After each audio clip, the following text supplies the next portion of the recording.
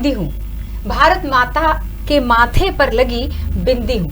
सिद्धेश्वरी सराफ की इन पंक्तियों के साथ मैं क्रांति प्रिया खबर भारत की इस विशेष प्रस्तुति में आप सभी का स्वागत करती हूँ।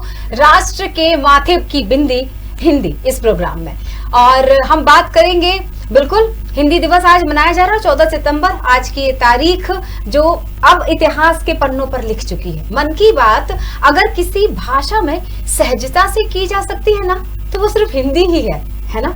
भारत के विभिन्न क्षेत्रों में हमारा खान पान, रहन सहन, वेशभूषा, शारीरिक गठन, यहाँ तक कि विचारधारा भी अलग हो सकती है। भारत के विभिन्न भागों में अलग अलग धर्म, हिंदू, मुस्लिम, सिख, ईसाई, बौद्ध, पारसी, जैन धर्म के अनुयायी हो सकते हैं जो विभिन्न जातियों में बटे हैं। विभिन्न क्षेत्रों के लोग अलग अलग भाषाएं भी बोलते हैं, लेकिन धर्म, जाति, भाषा, संस्कृति की इन विविधताओं की दूरियों को खत्म कर देती है हिंदी। हिंदी केवल हमारी मातृभाषा या राष्ट्रभाषा ही नहीं, बल्कि ये राष्ट्रीय अस्मिता और गौरव का प्रतीक है।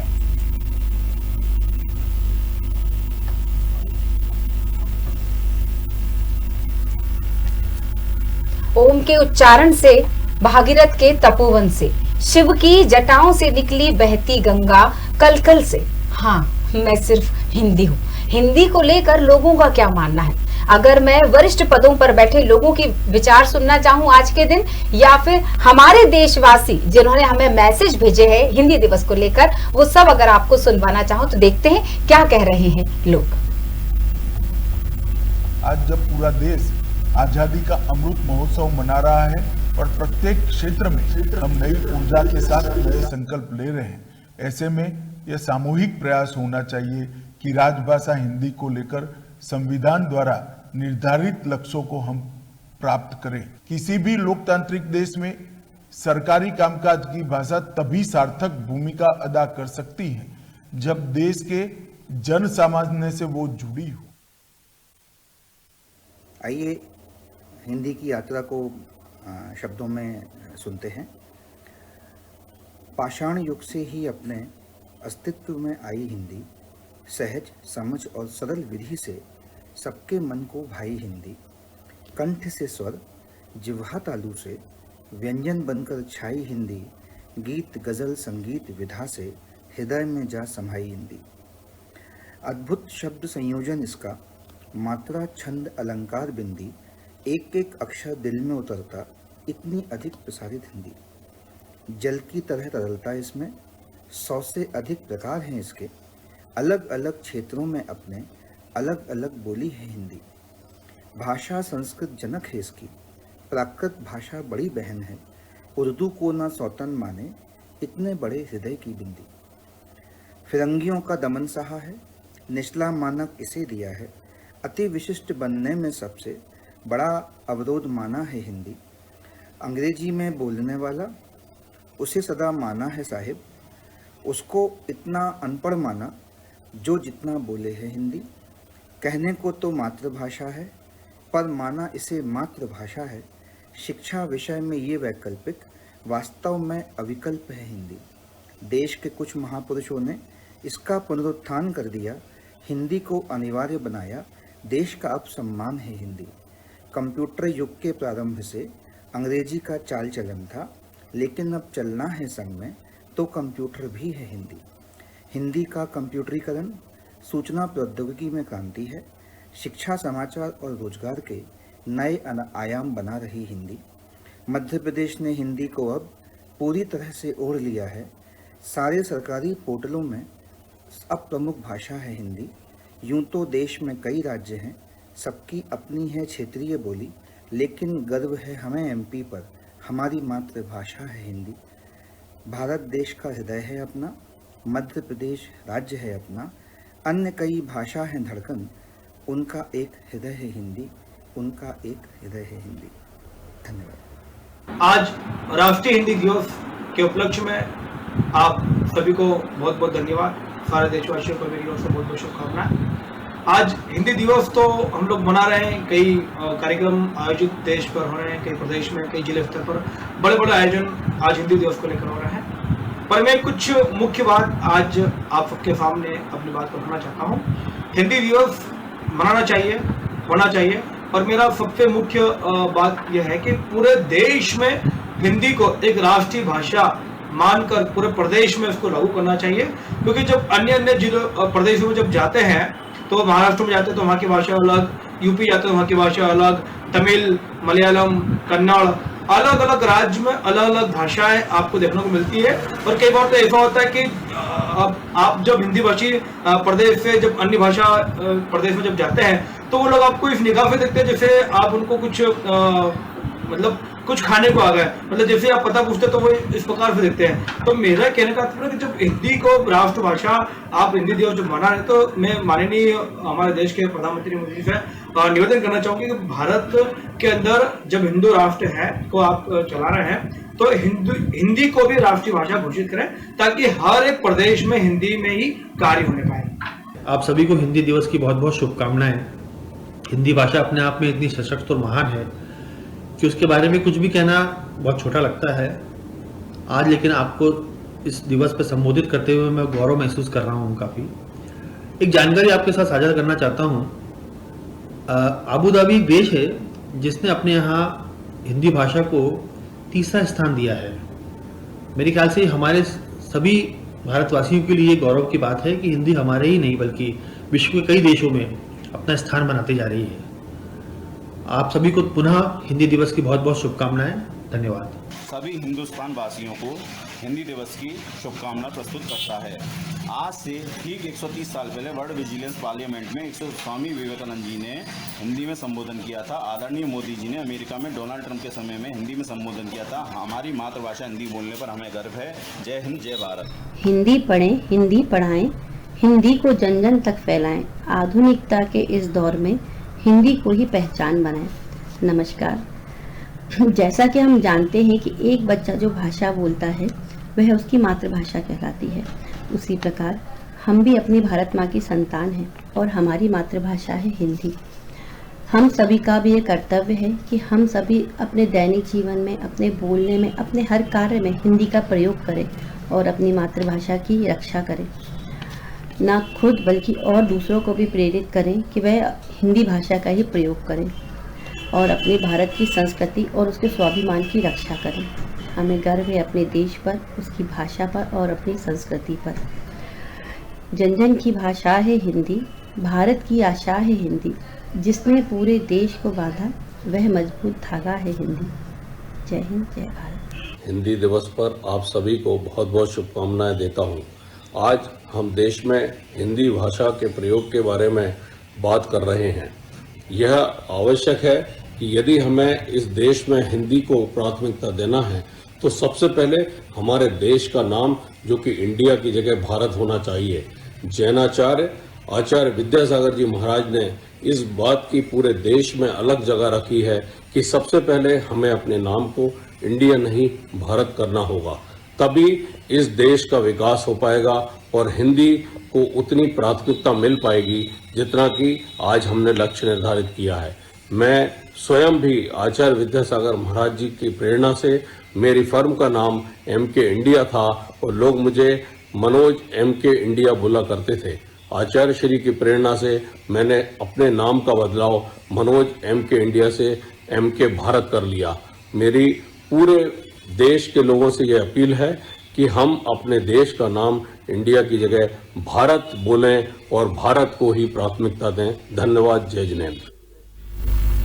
तो देखा आपने, लोग अलग अलग तरह से हिंदी पर अपने विचार जब व्यक्त कर रहे थे और जिस कविता की पंक्तियां मैं पढ़ रही थी वो आगे बढ़ाते हैं और स्टूडियो में आज जो हमारे विशेष मेहमान हैं उनका स्वागत करते हैं कि सरस्वती के वीणा अंदर हर शब्द मेरा बना सुंदर, करोड़ों मनुज स्वर निकली शब्दों के भरे समंदर से, हाँ मैं सिर्फ हिंदी हूँ।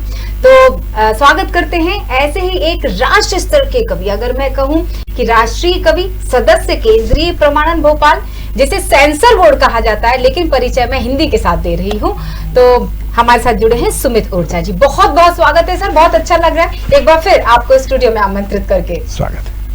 और जिस तरह से आपने सुना होगा, अलग अलग वर्ग के लोगों की हमने उनके विचार भी जान लिए। कोई कविता सुना रहा था, कोई अपनी व्यथा व्यक्त कर रहा था, तो कुछ चिंता ये बता रहा था कि किस तरह से हिंदी को लागू किया जाना चाहिए सिर्फ कहने भर से काम नहीं चलेगा, या ये कहना चाहिए मुझसे आपसे सवाल रखते वक्त कि हिंदी दिवस मनाने से काम नहीं चलेगा, हिंदी को अपनाने से काम चलेगा?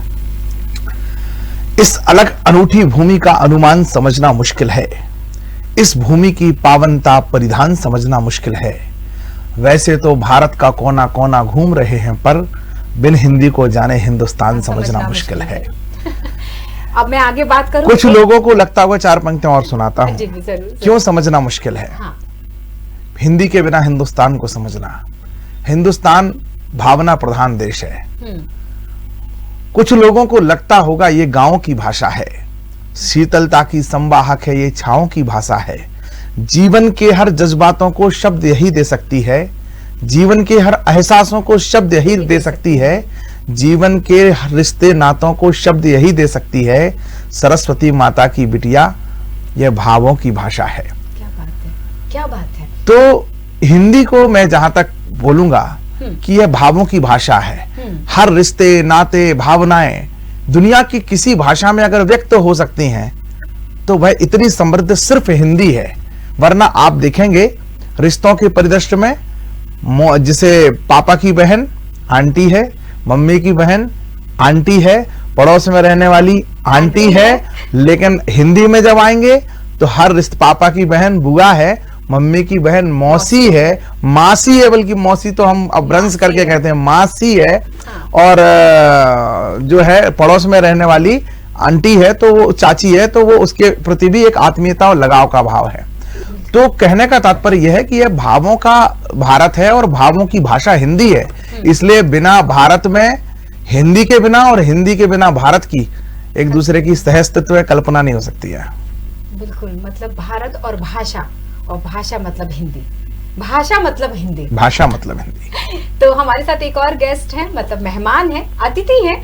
हम पूरी कोशिश करेंगे इस प्रोग्राम में हम अंग्रेजी शब्द इस्तेमाल ना करें, ये मेरी पूरी कोशिश रहेगी। तो हम परिचय करवाते हैं हमारे दर्शकों का। हमारे साथ जुड़ी हुई है डॉक्टर उषा शर्मा, और ये प्रोफेसर हैं, व्याख्याता। सही बोला मैंने सुमित जी? जी, बहुत बहुत स्वागत है मैम आपका। तो उषा जी, क्या मानना है आपका? जी, मैं प्राध्यापक हूँ और व्याख्याता का जो समाप्त हो चुके हैं। उच्च शिक्षा विभाग में सहायक प्राध्यापक, सह प्राध्यापक और प्राध्यापक है। तो मैं अभी हिंदी में ही बात करूंगी और हिंदी में अधिक से अधिक हिंदी के शब्दों का प्रयोग का कम से कम आज के दिन तो प्रयोग नहीं होना चाहिए, लेकिन फिर भी अंग्रेजी और फारसी, उर्दू और अरबी के, फ्रांस के और पुर्तगाली के इतने शब्द हिंदी में भरे हुए हैं कि कभी कभी अनजाने और अनायास ही उनका प्रयोग और व्यवहार हो जाता है। तो यहाँ पर अभी जैसा सुमित जी ने कहा था कि भाषा मतलब हिंदी, आपने कहा भाषा मतलब हिंदी, तो मैं सबसे पहले यहाँ भारतेंदु हरिश्चंद्र की 4 पंक्तियां बोलना चाहूंगी कि निज भाषा उन्नति है सब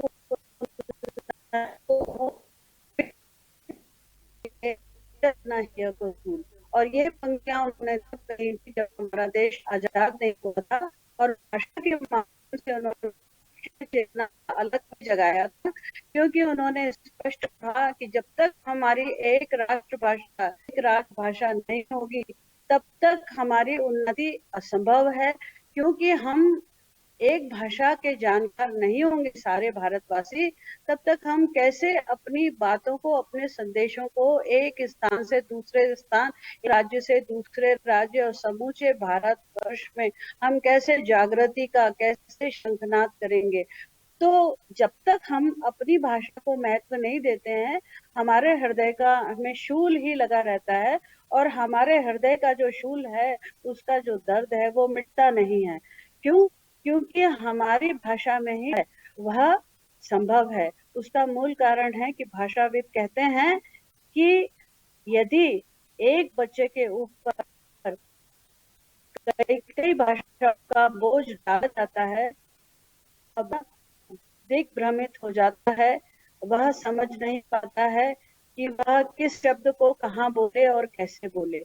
तो यहाँ पर उसका बौद्धिक स्तर भी कम हो जाता है। लेकिन जब बच्चा अपनी मातृभाषा, अपनी राष्ट्रभाषा में हिंदी भाषा में पढ़ता है तो उसका आईक्यू लेवल जिस कहना चाहिए, बुद्धि का जो एक मानक स्तर से कहा गया ज्यादा अधिक होता है उन बच्चों की तुलना में। जी मैं बिल्कुल सुमित जी आपसे एक सवाल मेरे मन में उठ गया, जैसे IQ लेवल और बहुत सारे ऐसे शब्द हैं जिनका पर्याय नहीं मिल पाता, मतलब ये कहा जाए कि हिंदी में जिनके लिए कोई शब्द तुरंत नहीं बन पाता, तो क्या हम डिपेंडेंसी, यानी देखिए मैंने अभी कह रही मैं कितनी भी कोशिश करूं पर मैं आधे घंटे लगातार बिना अंग्रेजी शब्द का एक भी शब्द का इस्तेमाल किए अपने वाक्य को नहीं रख पाऊंगी, यानी निर्भरता बहुत ज्यादा हो गई है उस दूसरी भाषा की।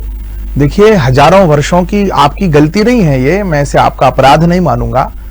हजारों वर्षों की जो गुलामी है भारत के ऊपर, और फिर खास करके जो 200 वर्षों की प्रत्यक्ष रूप से प्रशासनिक और शासनिक जो गुलामी थी, और उसके बाद जो लोग आए, ये 75वां वर्ष हम मना रहे हैं, इसमें अधिकांश समय उन लोगों का रहा है जो तन से तो अपने आप को कहते थे वो कि मैं तन से हिंदू हूं लेकिन मन से ईसाई हूं, सभ्यता से ईसाई हूं, खान पान से मुस्लिम हूं, इस तरह का अपने अंदर जो है दंभ पालने वाले लोगों के कारण एक देश में माहौल बना कि जो अंग्रेजी में बात करेगा, जो अंग्रेजी बोलेगा वो बुद्धिमान है, और जो हिंदी बोलेगा वो गांव का पिछड़ा हुआ। मैंने जब जैसे कहा ना कि कुछ लोगों को लगता होगा ये गांव की भाषा है, लेकिन ये मिथक देश में स्थापित हो गया। इसलिए हम भी, आपके माता पिता भी, और हम भी जब एक माता पिता के रूप में बच्चों को शिक्षित करने की प्रक्रिया में आते हैं तो हमें लग रहा है अंग्रेजी भी जाने बच्चा, अंग्रेजी जाने, और कई लोगों को लगता है अंग्रेजी ही जाने। अब हम लोगों में कहीं राष्ट्रीयता का और अपने हिंदी के प्रति गर्व का बोध आता है तो हम बहुत से बहुत इतना कर पाते हैं कि भाई अंग्रेजी भी जाने और हिंदी भी जाने। तो मेरी जो आपकी जो शब्द आ रहे हैं बीच बीच में, उसके पीछे कारण ये है कि ये हजारों सैकड़ों वर्षों में ये हमारे दिमाग में ठूस ठूस के भर दिया गया है कि ऐसा बोलेंगे तो ही अपन जो है पढ़े लिखे कहलाएंगे। मैं विनम्रता पूर्वक निवेदन करता हूं कि अंग्रेजी एक लैंग्वेज है, एक भाषा है, यह ज्ञान नहीं है, ये नॉलेज नहीं है। इस मिथक से अगर जो हम बाहर निकलेंगे तो हम गर्व के साथ हिंदी भी बोलेंगे और आवश्यकता पड़ने पर अन्य भाषाओं का ज्ञान भी होगा तो उसका भी प्रयोग करेंगे। लेकिन जो इंग्लिश कल्चर आया है कि हम हिंदी भी बोलेंगे तो इसमें 10-12 शब्द धड़ाधड़ जब तक अंग्रेजी के नहीं आएंगे, जो कॉकटेल वो भाषा हम बोल रहे हैं, ये जब तक हम नहीं बदलेंगे तो मेरी 4 पंक्तियां हैं, मैं आपको सुनाता हूं, बड़े गर्व के साथ मैं लोगों के बीच में बताता हूं, और ये प्रत्यक्ष मैं खबर भारत के दर्शकों को बता रहा हूं। ये बिल्कुल सच्ची घटना है कि मैं विमान में था, विमान की परिचारिका से मैंने कहा कि देवी, इस विमान का विमानपत्तन से प्रस्थान करने का निर्धारित समय क्या है। मुझे लगा कि जो समय मुझे बताया गया था उस समय को हम क्रॉस कर चुके हैं। मुझे लगा कि शायद मैं उसमें मैं कहीं भ्रमित हूं, तो मैंने उससे विनम्रता पूर्वक पूछा कि देवी, इस विमान का विमानपत्तन से प्रस्थान करने का निर्धारित समय क्या है।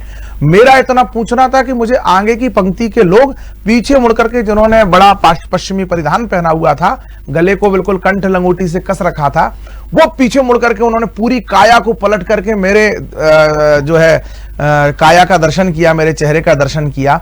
तो मुझे लगा कि अगर मैंने ये बात अंग्रेजी में पूछी होती तो ये अपनी बलिष्ठ काया को इतना जो है कष्ट ना देते कि वो पूरा पीछे मुड़कर के देखते कि कौन बैठा है। तो मुझे गर्व की अनुभूति हुई कि मैंने ठीक ठीक पूछा है। मैंने 4 पंक्तियां लिखी 40,000 फीट की ऊंचाई पर कि तुम्हारे कद की ऊंचाई सभी उड़ उड़ के देखेंगे।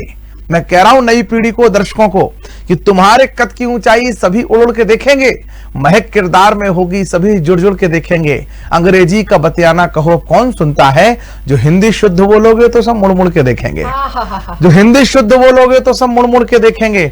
और मैं कंप्लीट करना चाहता हूं, अपनी बात को पूरी करना चाहता हूं कि हिंदी शुद्ध बोलने की जब हम प्रक्रिया कहेंगे, एक उदाहरण देता हूं। 2 शो आते थे, 2 कार्यक्रम आते थे टीवी पर। एक आता था कौन बनेगा करोड़पति। उसी समय पर कंपटीशन में, जैसा बॉलीवुड का एक संघर्ष है 2 अपने आप को शहंशाह समझने वाले लोगों में, तो एक शाहरुख खान लेकर के आए थे कौन बनेगा 10 करोड़पति। बजट के हिसाब से वो 10 गुना ज्यादा बड़ा शो था, बड़ा कार्यक्रम था, लेकिन दोनों की टीआरपी में जमीन आसमान का, दोनों की जो दर्शक संख्या में जमीन आसमान का अंतर रहा। क्यों कारण है? एक में जब अमिताभ बच्चन आते थे सामने स्क्रीन पर, चलचित्र पर, तो पर्दे पर आते थे तो वो बोलते थे, देवियों सज्जनों स्वागत है आपका इस अद्वितीय खेल में जिसका नाम है कौन बनेगा करोड़पति। और दूसरी तरफ हकलाती आवाज में, ladies and gentleman how are you, I am welcoming the biggest show, कौन बनेगा 10 करोड़पति। तो वो जो शाहरुख खान की आवाज थी और अमिताभ बच्चन के शब्द का संग्रह था, उसमें भारतीय जनमानस कनेक्ट होता था, भारतीय जनमानस जुड़ता था उस हिंदी के शब्दों से, हिंदी की भाषा से, हिंदी के एहसासों से, हिंदी के संप्रेषण से। इसलिए वो तो 1 करोड़ का इनाम होने के बावजूद भी 125 करोड़ देशवासियों के मन में बस गया, और 10 करोड़ का इनाम होने के बावजूद भी आज उसकी कोई चर्चा नहीं होती, दूसरा सीक्वेंस आने की, दूसरा उसका संस्करण आने की कोई रूपरेखा बन नहीं सकी। आपने जब जिक्र किया है अमिताभ बच्चन साहब का, तो वो लाइन बिल्कुल बोलनी चाहिए, क्योंकि बार बोलने में जितनी घृणा होती है उतनी ही मधुशाला बोलने में कितना अच्छा लगता है। हाँ। कि मंदिर मस्जिद बैर कराते मेल कराती मधुशाला, और जब बार की बात करें तो लोग सोचते अच्छा, मतलब शब्दों का कितना फेर है। देखिए अब मैं आपको इसमें एक और शब्द का वो कर रहा हूँ, बार, फिर एक शब्द और इससे जुड़ा चलता है बार वाला, जो मुंबई में काफी चर्चित रहता है, और दूसरी तरफ बार वाला का जो हिंदी संस्करण है वो नगर बधू। अब बधू शब्द जहां जुड़ गया वहां कितना एक रिश्ता कनेक्ट हो गया। तो शब्द एक ही है, भाव एक ही है, लेकिन शब्द का अंतर है। मैं एक टीवी चैनल की डिबेट में था 4-5 वर्ष पहले, इसी तरह की वार्ता में था, तो एक एंकर ने कुछ बच्चे आए हुए थे स्कूल के, और उन्होंने एक सवाल पूछा था किसी से। एक बाबा जी हमारे बीच में आए हुए थे जो 10-12 देशों की यात्रा करके, फिर भी भगवा वस्त्र धारण करके, और उन्हें अपनी विद्वता हिंदी का बड़ा उनको अंदर भी गौरव था। उनसे किसी विद्यार्थी ने पूछा कि मछली जल की रानी है, जीवन उसका पानी है, ये हम बच्चों को सिखाएं, हाँ। या ट्विंकल ट्विंकल लिटिल स्टार या जॉनी जॉनी यस पापा हम सिखाएं। हाँ। इसमें भ्रम कैसा है, इस पर विचार चल रहा था कि बच्चों को ये सिखाना चाहिए। कुछ भी सिखाएं, क्या फर्क पड़ता है, इसमें अंतर क्या है, ये सिखाएंगे तो क्या हो जाएगा, बच्चा नहीं सीखेगा बोलना। तो बाबा ने भी कहा नहीं नहीं, मैं इसके खिलाफ हूं, दोनों में कोई दिक्कत नहीं है, दोनों में कोई अंतर नहीं है, जॉनी जॉनी यस पापा भी सिखाया जाए और कोई परेशानी नहीं है। मछली जल की रानी पुराना हो गया, हम लोगों के जमाने का था, अब जॉनी जॉनी यस पापा सिखाया जा रहा है। हमें सिखाना तो उसको बोलना है, भाषा का प्रवाह, शब्दों का प्रवाह उसे सिखाना है, इसलिए कोई फर्क नहीं पड़ता। मैंने वही टोकते हुए विनम्रता पूर्वक कहा बहुत फर्क पड़ता है। देखिए यहाँ आपको भाषा का चमत्कार दिखेगा, और जिस पर आपका शायद ध्यान नहीं गया होगा क्रांति प्रिया जी, जिस पर मैं आपका ध्यान, जब बच्चा मछली जल की रानी है, जीवन उसका पानी है, हाथ लगाओ डर जाएगी, बाहर निकालो मर जाएगी, जब ये कविता सुनता है, सीखता है, याद करता है, तो वह मछली के प्रति, जल के प्रति, जल जंतुओं के प्रति एक संवेदना का भाव सीखता है, प्रकृति के प्रति एक संवेदना और एक जुड़ाव का भाव सीखता है। दूसरी तरफ वह जब जॉनी जॉनी यस पापा सीखता है, तो अपने बाप से झूठ बोल करके और हा दांत निकालने का कुसंस्कार सीखता है। कितना बड़ा अंतर है। इसलिए मैं कहता हूं कि देववाणी की सौम्य सुता है, शास्त्र सार की भाषा है, भावों का दिग्दर्शन देती प्रेम प्यार की भाषा है। सब भाषाएं संप्रेषण है, संकेतों का विनिमय है, पर हिंदी है मां मेरी जो संस्कार की भाषा है। क्यों संस्कार की भाषा है? दुनिया की अकेली भाषा है जिसमें पत्र लिखोगे तो स्वतः ही अंदर से आएगा पूज्य पिताजी सादर चरण स्पर्श, और अंग्रेजी में लेटर लिखोगे, पत्र लिखोगे तो कहोगे dear dad how are you, I am fan, you are how are you, क्योंकि उनकी उस भाषा में पिताजी के चरण स्पर्श करने का ही संस्कार नहीं है। इसलिए मैं माता पिताओं को आग्रह करना चाहता हूं, अपने बच्चों से अगर संवेदना और संस्कार की अपेक्षा है तो पहले आप उसमें हिंदी के संस्कार की माला को डालिए। ये माला, और ये बहुत बड़ा मिथक है इस देश के अंदर। मैं नेशनल कॉन्वेंट स्कूल में पढ़ा हूं 7वीं तक। बाद में मैंने बाई चॉइस, कोई आर्थिक समस्या नहीं थी, मेरे पिताजी सर्विस में थे, हम प्राइवेट स्कूल को कंटिन्यू कर सकते थे, निरंतर हो सकता था। मुझे लगा, मैंने पिताजी से आग्रह पूर्वक शासकीय स्कूल में मैंने अपना प्रवेश कराया और मैंने 8वीं से शिक्षा शासकीय स्कूल में ली। शासकीय स्कूल में शिक्षा लेने के दौरान मैंने इस बात को बहुत गर्व के साथ मैं ये बात कह रहा हूं कि जो है हिंदी में लोगों को लगता है कि अंग्रेजी सीखने वाले लोग ज्यादा तरक्की कर जाते हैं, व्यावसायिक रूप से या कमाई की दृष्टि से, आर्थिक रूप से अगर सफल होना है तो अंग्रेजी सीखना पड़ेगी। उस समय जिन्होंने कॉन्वेंट से शिक्षा पूरी की, और आज मैं हिंदी का विद्यार्थी होने के नाते देश और दुनिया में मेरी एक अपनी ख्याति है, मेरे पास अपने आर्थिक रूप से लाभ है। मैं उनको बताना चाहता हूं, जो लोगों ने अंग्रेजी को प्राथमिकता दी, आज वो या उनके बच्चे मेरे साथ सेल्फी लेना चाहते हैं। बिल्कुल से आप विमान की बात कर रहे थे ना। मैं गर्व अहंकार में नहीं कह रहा हूं, केवल अपनी माँ की जो कृपा है उसके कारण मैं ये बात कह रहा हूं। उषा जी भी जुड़ी हुई है, हम उषा जी से भी चर्चा करेंगे, लेकिन आपकी उस बात से मेरे दिमाग में एक चीज आ गई। हिंदी के शब्दों का इस्तेमाल जो लोग करते हैं वो तो फिर भी समझ जाएंगे, लेकिन अगर मैं बात करूं, आपने विमान कहा, विमान तो फिर भी लोग समझ गए होंगे और आपकी क्लिष्ट हिंदी को देखकर सुनकर मुड़ मुड़कर आपको देख रहे थे। लेकिन जब आप लोहपथ गामनी से अगर आ रहे होते तो क्या सोच रहे होते लोग और क्या समझ पाते वो बच्चे। खैर, हमारे साथ प्रोफेसर उषा मैम हमारे साथ जुड़ी हुई लगातार। उषा मैम, अभी व्यवसाय से जुड़ी हुई एक चर्चा हो रही थी, सुमित जी ने बोला, तो अगर हम ऑफिशियल लैंग्वेज की बात करें, मतलब व्यवसायी भाषा की अगर हम बात करना चाहें, तो वहां तो बिना जो मेल की हम बात करना चाहें, अब मेल का क्या बोले, पुरुष बोले, मैं तो जीमेल की बात कर रही हूँ, तो कई बार इस तरह के जो बोलते ना कि अब मुझे कंफ्यूजन आ रहा है शब्द। सुमित जी, आप समझ रहे ना मेरी व्यथा, मेरी तकलीफ कि मुझे शब्द नहीं मिल रहा है हिंदी के। इतना ज्यादा हम डूब चुके हैं किसी दूसरी भाषा में कि वाकई बहुत, जैसे बोलते हैं लड़खड़ाने लगती है जब हिंदी, तो अंग्रेजी सहारा देने लगती है। उषा मैम, आप क्या मानती हैं अगर ऑफिशियल लैंग्वेज की हम बात करें तो? देखिए, मैं आपको एक श्लोक सुनाना चाहूंगी कि शब्दार्थ संबंधे लोकतः अर्थ प्रयुक्ते शब्द प्रयोगे शास्त्रेण धर्म नियमः यथा लौकिक वैदिकेषु। इसका अर्थ है कि लोक अथवा समाज में द्वारा किसी विशेष शब्द का जिस अर्थ में प्रयोग किया जाता है, जिस अर्थ में उस शब्द को लिया जाता है, उस शब्द का सिद्ध अथवा प्रामाणिक अर्थ बन जाता है। यानी जो अर्थ हम ग्रहण करते हैं वह सिद्ध अर्थ बन जाता है, प्रामाणिक अर्थ बन जाता है, और फिर शब्दार्थ प्रयोग के बाद शास्त्र द्वारा उसी को मान्यता दे दी जाती है। यह नियम लौकिक और वैदिक भाषाओं पर समान रूप से लागू होता है। तो यहाँ पर हम देखते हैं कि जो हिंदी भाषा की संरचना है पूरी की पूरी, वो संस्कृत के तत्सम शब्दों से बनी है। उसमें संस्कृत के तद्भव शब्द हैं। इसी प्रकार उर्दू, अरबी, फारसी के शब्द हैं, अंग्रेजी के शब्द हैं। अब देखिए, जो कार्यालयी हिंदी है, कामकाजी हिंदी है, प्रायोगिक व्यवहार की हिंदी है, इसमें क्या हुआ कि हमारे देश में जब मुगलों का शासन रहा तो हमारे प्रशासनिक भाषा फारसी थी, और फारसी में ही हम लोग कहावतें सुनते हैं कि पढ़े फारसी बेचे तेल। मतलब इतनी समृद्ध भाषा को पढ़ने के बाद, कार्यालयीन भाषा को जानने के बाद, साहित्य की भाषा को जानने के बाद तेल बेचना पड़ रहा है, तो उस भाषा का कितना अपमान है।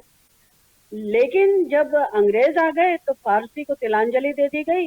अब अंग्रेजों की भाषा ही हमारे लिए सर्वोपरि हो गई, क्योंकि अंग्रेजी भाषा जो है वो, अंग्रेज हमारे शासक थे, तो अंग्रेजी भाषा हमारे लिए सीखना जरूरी हो गया।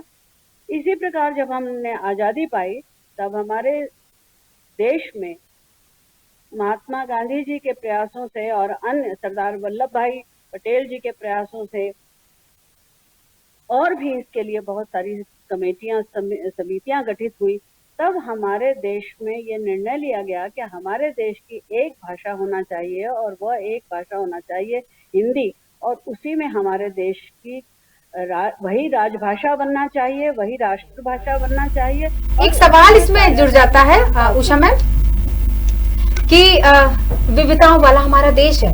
अभी जो उषा जी कह रही थी कि एक भाषा तय होनी चाहिए, विविधताओं वाले देश में साउथ की तरफ अगर हम चले, दक्षिण भारत की तरफ हम चले, वहां हिंदी समझ ही नहीं पाते, तो शायद कहीं ना कहीं रुकावट इस भाषा को चाहूं और फैलने से या उसे राष्ट्रीय भाषा बनाने से, स्थापित आधिकारिक लैंग्वेज की हम बात कर रहे हैं, कहीं ना कहीं बाधा बन रही है। देखिए, वो इसलिए प्रिया जी कि पश्चिम बंगाल जो हमारे में, कलकत्ता विश्वविद्यालय में, मैं इस बात से बिल्कुल भी सहमत नहीं हूं कि वहां पर बिल्कुल भी क्या है कि दरअसल वहां उनकी भाषा, चलिए मान लेते हैं कि एक दृष्टि से वहां की भाषा हिंदी नहीं है, तो क्या अंग्रेजी है क्या? लेकिन अंग्रेजी तो समझ लेते हैं, हाँ। अंग्रेजी तो बात करते हैं। कारण क्या है, मैंने जो उषा जी कह रही हैं कि प्रशासनिक भाषा का प्रयोग अंग्रेजी के रूप में होने से, अधिकांश पत्र व्यवहार अंग्रेजी के रूप में होने से वो उसकी तरफ झुकाव ज्यादा हो गया और जो पीढ़ी दर पीढ़ी आनी चाहिए थी हमारे बोलचाल में वो नहीं आ पाई। तमिलनाडु की हम बात करेंगे तो वहां पर जो भाषा बोली जाती है, अब तमिल पूरी संस्कृत निष्ठ भाषा है। ये कहे कि हिंदी संस्कृत से हिंदी की यात्रा के बीच में कहीं तमिल स्थायित्व में रही होगी, इस बात पर भी लोग विद्वानों का अपना अपना अलग अलग मत है। तो मूल में देखिए, मैंने कहा ना सरस्वती माता की बिटिया ये भावों की भाषा है। ये जो है संस्कृत की बेटी है, संस्कृत की भी बेटी है। संस्कृत निष्ठ हिंदी हमारे यहाँ की जो भाषा है वो तमिल और दक्षिण भारत में देखे जाएंगे तो वहां से एक कनेक्शन, एक संबंध तो हमारे डीएनए का मिलता ही है। लेकिन वो आज की स्थिति में अपन ये बोलें कि वहां प्रशासनिक भाषा के कारण अंग्रेजी वहां समझ जाते हैं, अंग्रेजों का प्रभाव उन पर अंकित हो गया केवल 200 वर्षों में, और हजारों वर्षों में हिंदी का प्रभाव अंकित नहीं हो पाया। ये हमारी गलतियां हैं, हमारी त्रुटि हैं। हिंदी वैश्विक लेवल पर जो है जानी और समझे नाले, और ये भावों का संप्रेषण है। हिंदी से कई बार तो बिना बोले शब्द जो है केवल उसके जो संकेत हैं हिंदी में बोलने, हिंदी भाषा के जो संकेत हैं उनसे बातें संप्रेषित हो जाती हैं। मैं बहुत सारे उदाहरणों से भी इस बात को स्पष्ट कर सकता हूं। हाँ, लेकिन जहां नहीं है, हिंदी वैश्विक हो रही है, हिंदी का प्रभाव बढ़ रहा है। हिंदी को समझ, क्योंकि बहुत सारे शास्त्र जो है वो, बहुत सारा ज्ञान है वो हिंदी के माध्यम से ही आप उसे, जिन लोगों को संस्कृत के उन वेदों का ज्ञान है, अगर आपको वेद का ज्ञान समझना है तो जो इनको वेदों का ज्ञान है उन संस्कृत निष्ठ लोगों को अंग्रेजी में समझाने में असुविधा है आपको। लेकिन आप हिंदी सीख करके उनके समक्ष बैठेंगे तो वो हिंदी में आपसे उस वेद का ज्ञान आपके को दे सकते हैं। तो दुनिया के लोग, मैं ओरछा में रहता हूं, पर्यटन स्थल है, ओरछा में बहुत सारे लोग आते हैं जो हिंदी बोलना सीख रहे हैं या सीख गए हैं। क्योंकि हिंदी सीखना है तो भारत की जमीन पर, भारत की मिट्टी में आपको रमना पड़ेगा। जगह जगह बोर्ड लगे हैं, 60 दिन में अंग्रेजी बोलना सीखिए, 30 दिन में अंग्रेजी बोलना सीखिए, और अब तो और दुनिया तेज हो गई तो अब बोर्ड लगा दिए हैं लोगों ने 30 घंटे में अंग्रेजी बोलना सीखिए। कोई एक पूरी दुनिया के किसी संस्थान में बता दे मुझे, कोई 30 घंटे में अंग्रेजी बोलना सिखा देगा, 60 दिन में अंग्रेजी बोलना सिखा देगा। एक बोर्ड हम भी लगाएंगे उसके नीचे कि बहुत जल्दी हिंदी बोलना सीखिए।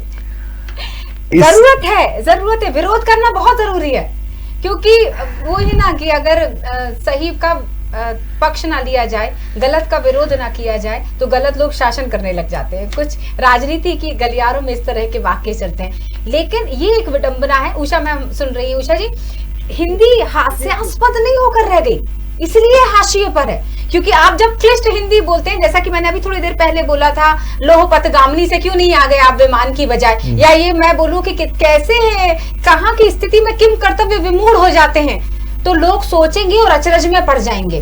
जब उन्हें सामान्य हिंदी समझ नहीं आती तो क्लिष्ट हिंदी कैसे समझ में आएगी। उषा जी, आप कभी इस तरह का अनुभव करती हैं अपने छात्रों के बीच?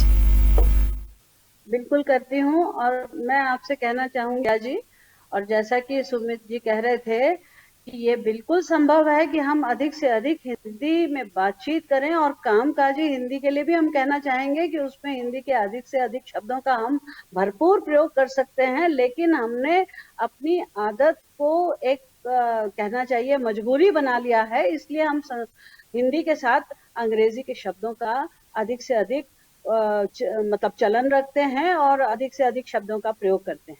लेकिन अभी भी हम देख रहे हैं कि ये जो अब विश्व गांव की जो एक हम बात करते हैं कि सारा विश्व जो है वो अंतर्जाल से संबद्ध है, जिसे हम नेटवर्क कहते हैं, इसे हिंदी में अंतर्जाल कहते हैं। तो ये अंतर्जाल जो है वो बच्चे जो हैं, आजकल के विद्यार्थी जो हैं, वो एक अजीबोगरीब हिंदी का प्रयोग कर रहे हैं। जो कुछ फिल्मों से हिंदी वो लेते हैं, कुछ वो अपने इस अंतर्जाल से लेते हैं, गूगल से लेते हैं, और ऐसी कई जगह से वो शब्द का चयन करते हैं जहाँ पर उनको बोलने में सुविधा होती है।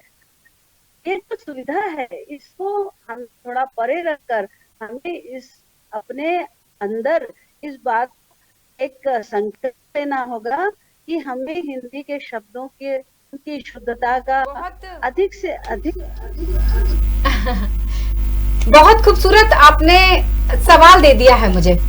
और सुमित जी राष्ट्रीय स्तर के कवि हैं, राष्ट्रीय कवि तो हैं ही, जैसा कि मैंने एक और परिचय इनका जोड़ा कि ये सेंसर बोर्ड जिसका नाम आपने लिखवाया था केंद्रीय प्रमाणन भोपाल, तो मैंने मेरी दर्शकों की थोड़ा फिल्म प्रमाणन बोर्ड, फिल्म प्रमाणन भोपाल, मैंने थोड़ा सा भोपाल नहीं है, केंद्रीय फिल्म प्रमाणन बोर्ड। देखिए अभी भी मैं उस हिंदी को सेंसर बोर्ड को मुझे ठीक करने में समय लग रहा है, तो मैं सेंसर बोर्ड बोल देती हूँ। सुमित जी, बॉलीवुड की बात हो रही थी, फिल्मों की, मैम ने अभी जिक्र किया वो शब्द जिसका सीधा संबंध भी आपसे है। क्या लगता है फिल्मों में भी अब बहुत, जैसे मीडिया ने गड़बड़ कर दी है, ऐसी अब फिल्म इंडस्ट्री भी गड़बड़ करने की कगार पर है? क्योंकि एक समय वो था, अगर श्याम बेनेगल की फिल्मों को देखा जाए या 1084 की माँ उस फिल्म को देखा जाए, जुबैदा को देखा जाए, बहुत सारी फिल्में हैं, गुलजार साहब की कलम को पढ़ा जाए, बहुत सारे लोग हैं जिन्होंने हिंदी को प्राथमिकता दी हर जगह पर, चाहे मैं उसमें डायलॉग्स की बात करूं, यानी कि जो बोले जाने वाले शब्दों की बात करूं, या फिर पटकथा किसी भी चीज की बात करना चाहूं। क्या लगता है फिल्में भी बदल रही हैं हम सबको? देखिए एक अंतर आया है, पहले समाज में जो होता था वो फिल्में दिखाते थे। उषा जी हमारी बात से शायद सहमत होंगे, जो समाज में हो रहा होता था वो फिल्में दिखाती थी और लोग देखते थे कि हाँ इस घटना पर ये फिल्म बनी है। अब फिल्म में पहले कराया जाता है, फिर वो समाज में होना शुरू हो जाता है। ये जो विकृति का आई है इसको समझना पड़ेगा। पहले आज हीरो या हीरोइन वैसे कपड़े फिल्म में पहनेगी, तब जाकर के उसके जो है प्रदर्शन जो है बाजारों में आपको दिखाई देने लगेगा, वैसे संस्कृति आपके समाज में दिखाई देने लगेगी। इसी की प्रतिक्रिया के स्वरूप समाज ने फिल्मों का बहिष्कार करना शुरू कर दिया। एक हद तक तो जो है समाज उस दिशा में चला, जैसी फिल्में चलाना चाह रही थी, जैसा कुछ लोग चलाना चाह रहे थे समाज को, जैसी विकृतियां लाना चाह रहे थे देश के अंदर। लेकिन समाज के एक वर्ग ने इसका प्रतिकार भी शुरू कर दिया कि आप कैसा देश बनाना चाहते हैं, कैसा समाज बनाना चाहते हैं, आप किन चीजों पर फिल्म लगा। अभी मैं एक फिल्म देखा, वो मैं तो नाम भी उनका नहीं लेना चाहता हूं, ये कौन सी भास्कर, स्वरा भास्कर की फिल्म थी, कौन सी बेडिंग, तो उसमें क्या नहीं दिखा रहे हैं, और वैसा हमारे वीरे दी बेडिंग।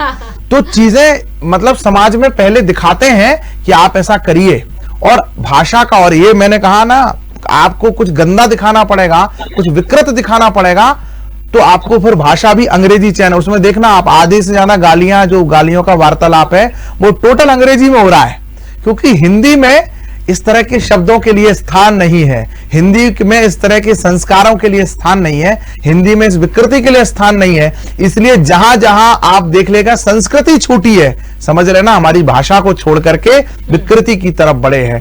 तो मैं बॉलीवुड का उदाहरण आपने कहा है, इसको, इस पूरे पतन को आपको देखना पड़ेगा। तो बस आप भाषा के अंतर से देख लीजिए, पहले की फिल्मों में भाषा हिंदी हुआ करती थी, फिर उर्दू का प्रयोग बना तो अलग तरह की संस्कृति आई, और अब अंग्रेजी आ गई है तो एक अलग तरह की संस्कृति हमारे सामने दिखाई देने लगी है। आप कुछ नहीं, आप स्टूडियो से बाहर निकल करके डीवी मॉल जाएंगे, वहां आपको सारे उदाहरण मिलना शुरू हो जाएंगे।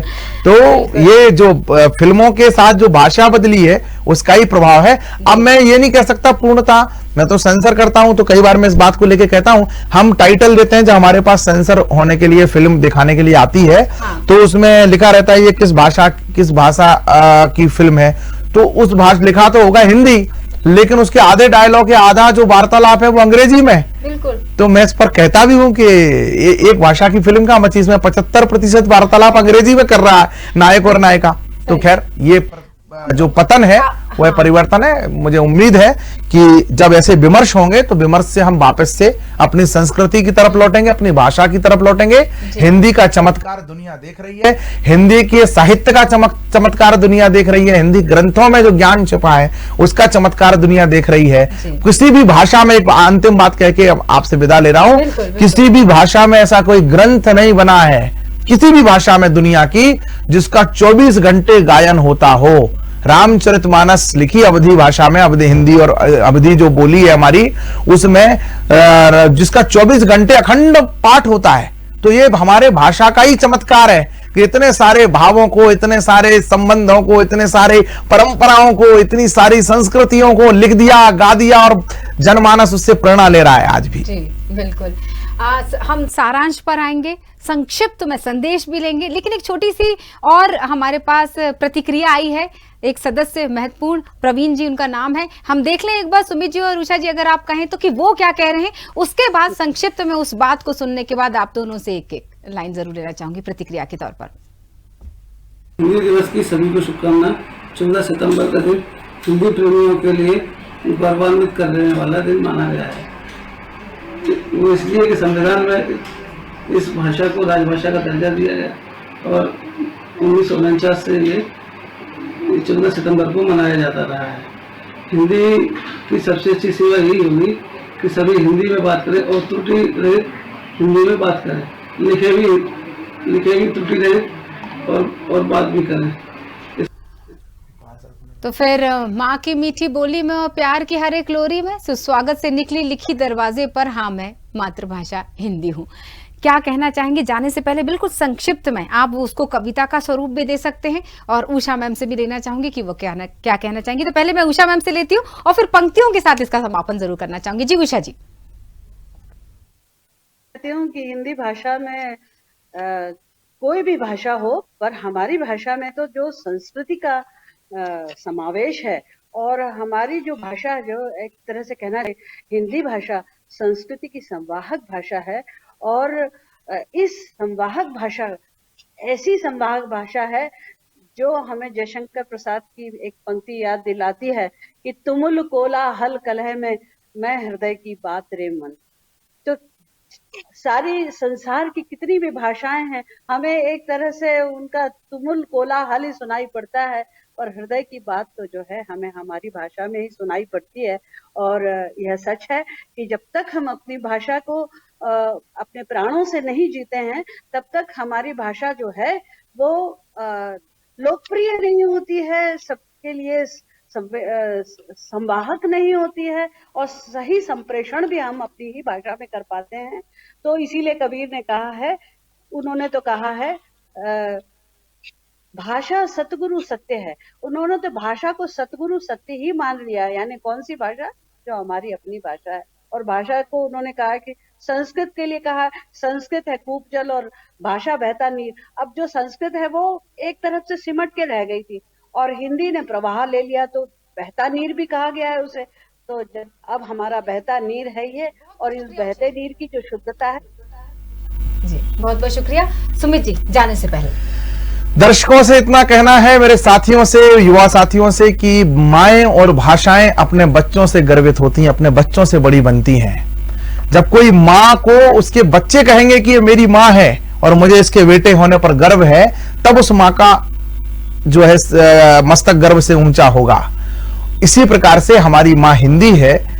जब उसके हिंदी इसलिए नहीं बड़ी होगी कि हम उसे अंग्रेजी का कोई उसमें कोडिंग करा लें कंप्यूटर में, गूगल में केवल हिंदी ले आए, इससे बड़ी नहीं होगी, या कुछ फिल्में आ जाए हिंदी की, इससे बड़ी नहीं होगी। हिंदी तब बड़ी होगी जब उसके बेटे गर्व के साथ बोलेंगे। जब उनका एक बेटा नरेंद्र मोदी संयुक्त राष्ट्र के सम्मेलन को संबोधित करते हुए हिंदी में अपना उद्बोधन देंगे, और उद्बोधन को सुनने और समझने के लिए, चूंकि उनके बेटे का प्रभाव ऐसा है दुनिया में कि वो क्या बोल रहे हैं ये दुनिया समझना चाहती है, इसलिए हम ट्रांसलेटर लगा करके बिल गेट्स का भाषण नहीं सुनेंगे, या हम ट्रांसलेटर लगा करके दुनिया के देशों का भाषण नहीं सुनेंगे। दुनिया हमारे देश के नायकों का भाषण ट्रांसलेटर लगा करके समझेगी, और हमारे बेटे मां भारती के बेटे, मां हिंदी के बेटे अपनी भाषा में गर्व के साथ बड़े सदनों में, बड़े पटल पर, अपने संस्थान में, अपने स्थान पर, अपने जीवन में, अपने प्रदर्शन में बोलेंगे, लेकिन अन्य भाषाओं का ज्ञान रखेंगे,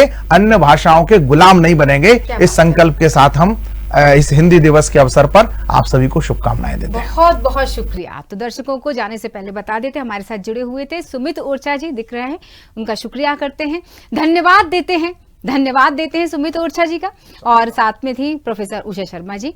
तो आप दोनों का बहुत बहुत शुक्रिया। और जाने से पहले खूबसूरत पंक्तियां हैं जो दर्शकों के साथ शेयर करेंगे कि करते हैं तन मन से वंदन जन गण मन की अभिलाषा का, अभिनंदन अपनी संस्कृति का, आराधन अपनी भाषा का। जिन्हें 69, 79 और 89 में फर्क समझ आता है, उन्हें हिंदी भाषा की ढेर सारी शुभकामनाएं। नमस्कार।